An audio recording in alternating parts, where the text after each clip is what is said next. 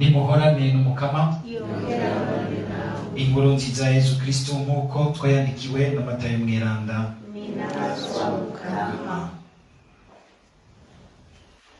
Muri irya minsi Yesu yagarutse mu ntara iwabo akaza arigishiriza mu isinagoga ryabo. Abantu baratamarirwa bavuga bati, mbega ubwo bwenge ivyo bitangaro vyovyo akora biva hehe?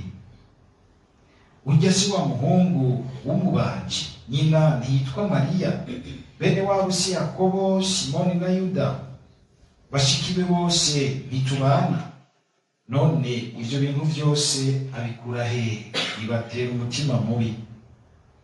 Yamara Yesu we ababarira ati, umuhanuzi ntiyigera aninahazwa mu gihugu iwabo, mu gihugu yavukiyemwo no mu muryango iwabo. Nta bitangaro vyinshi rero yahakoreye kubera ubugaba bwabo.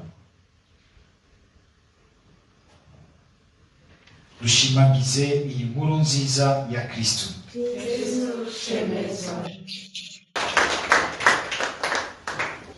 Ejo hahise twarumvise ingene Imana isaba Musa gutunganya ihema ry'ibonaniro, aho Imana ikibukanira n'igihugu cayo, maze araritunganya araheza ashiramwo vya bisate bibiri vy'amabuye vyari vyanditsweko amajambo y'Imana.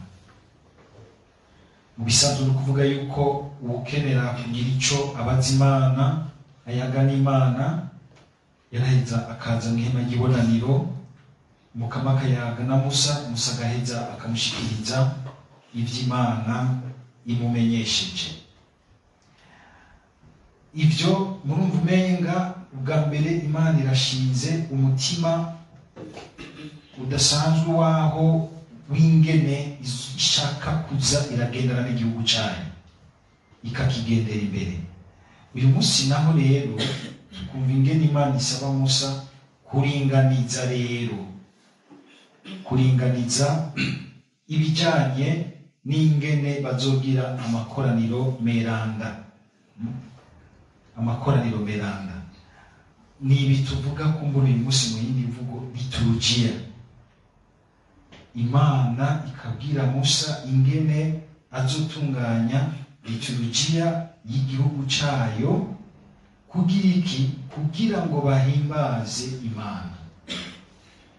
Guhimbaza Imana n'ibikorwa vyayo bimwe vyose yabakorera hariya mu Misiri, ikabajabutsa ikabaherekeza, kandi bazobandanya babamwo kugira ngo kiriya gikorwa gikomeye Imana yabagiriye cyo kubakura ahantu batashobora kwikura ntibigere bacibagira, ntibigere bibagira uwabakuye hagi. Mu bisanzwe umuntu adahimbaza Imana muze mu birabe arateba akibagira ko Imana ibaho mu buzima bwiwe, agasigara abona umenga byose ngo byimarira.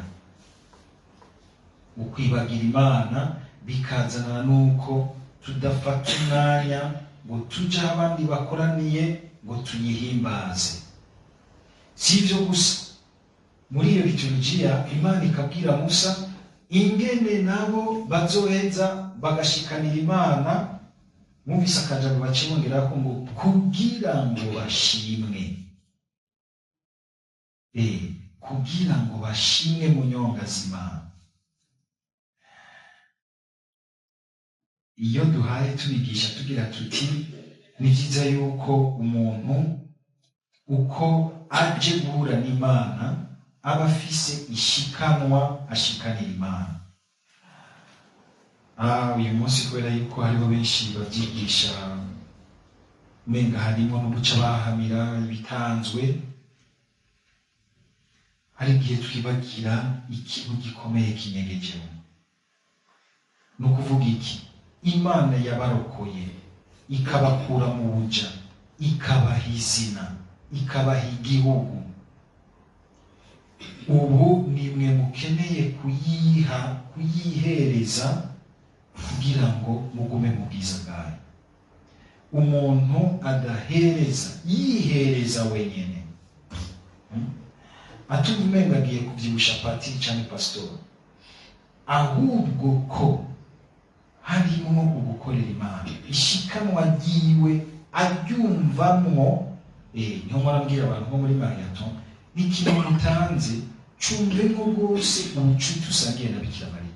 Ahandi ho ntabwo kizoba gitandukanye na wa wundi w'umugira neza agira ati ndatanze nimushire ku maprofile yanyu bamenye banyemere, isi zosigaye irahimbaza iti hari umuntu yarazi gutanga.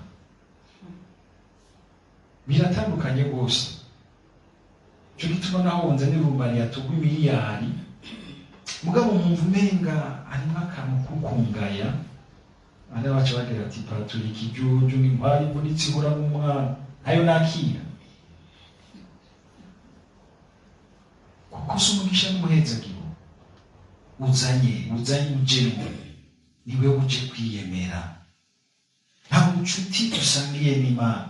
Nibyo ari umuntu ashobora gutanga umutima mwiza n'ubwo atobasenga rwose, mugabo ukumva uti harimo urukundo asangiye n'utanga ibyo byose. Imana izaba yambwira ati tubwire iti ngwisi n'ibiri kuri yo byose ni gwayo. Ni gwayo. Nakajyo keza kugira ngo turabe none nk'uko twaje mu misa, waje guhereza Imana, wihereza mu biki Imana.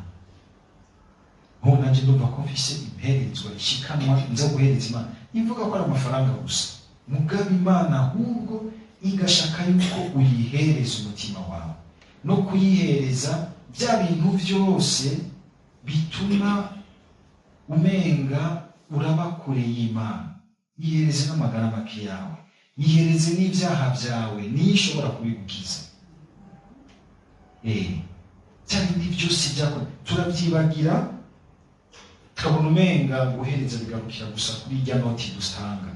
Uyifise yitange, naho nyene ntuyitange ngo nama cyangwa usange wagiye kurondera kakanoti kariya gatonya mu binoti binini kariya kamenga guhereza Imana umenga na gakubere kuja gutamwo akanoti gashaje. Hariho abantu Imana ishobora kurabika agira iti by'ukuri ivyo nakoreye ako niko wari makwire,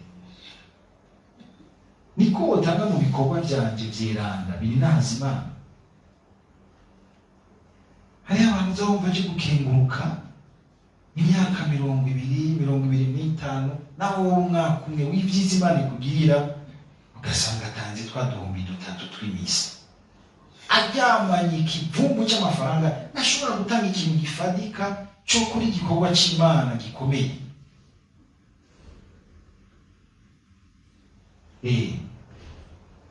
Hari umukristo mwiza nzi, sindamuvuga ko nzomuvumba n'ikindi gihe, aha usamirizi uko umwaka utashe akengurukira Imana kagira ati ngira ikintu gikenewe mu gikorwa cyo kumenyesha inkuru nziza, ndashaka kugikora kuko uyu mwaka kumwe n'umuryango wanje twarabonye ibyo Imana yatugiriye. Kandi Imana ikamusesekariza bose, agashimwa imbere y'Imana kuko amenye gushimira Imana mu byo yamuhaye.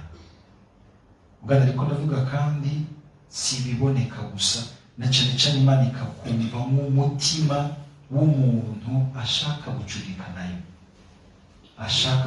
nayo, azi kwitaba ibikorwa by'Imana, azi guhimbaza Imana, azi kwitaba amakoraniro meranda yo kuninaza Imana, yo gushimira Imana ku bikorwa byayo.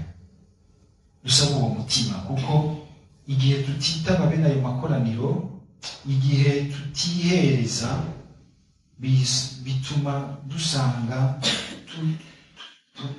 tudashika mu bucuti buryoshye n'Imana. None wowe ufise umugenzi hama ntugire imyanya imwe midasanzwe, mwicarana mugasangira mukiginana, bikenewe n'akaririmbo mukakanyukurira hamwe mugatambira hamwe, ubwo bugenzi bwanyu bwaba bumeze gute? Wowe ufise umugenzi muba muri abantu bacuditse, ntimwigere musangira. Twibuke uko tuza gusangira ku majambo y'Imana, tugasangira kuri altari y'Umukama, kuri Ukaristiya, nk'igihugu cy'Imana. hajya uko dukoranye mu makoraniro meranda, uko Imana yayahaye ekleziya iciye kuri Musa mushasha Yesu Kristo, mu kuvyumvisha ekleziya ikoresheje umutima wayo mweranda, aya makoraniro meranda Imana irazamo kugira ngo igume isubiza itoto igikorwa cayo muri twebwe. Gufata rero na cane cane igihe tuza hamwebwe twebwe dukunze kuza mu mwuka y'imisa imisi yose, hari umuntu yigeze guhanura ati fata akanya gatonya k'agacere imbere y'uko ugenda mw'ikoraniro ryeranda mu mwuka y'imisa, ukengurukira Imana no kwihereza Imana kumwe n'umusaseridoti, ubanza ukabura umutima wo kwibuka uti nje kw'isango ryiza y'Umukama, nje guhura n'Imana, nje kwiginana n'Umukama. Nuko rero tubandanye dusaba Umukama atugabire iyo nema yo kumwumva mu makoraniro meranda, niyo kugabana inema zose zo gushimwa nayo, tukabaho nk'abantu koko baherejwe Imana kandi bashimanye n'Imana. Amen.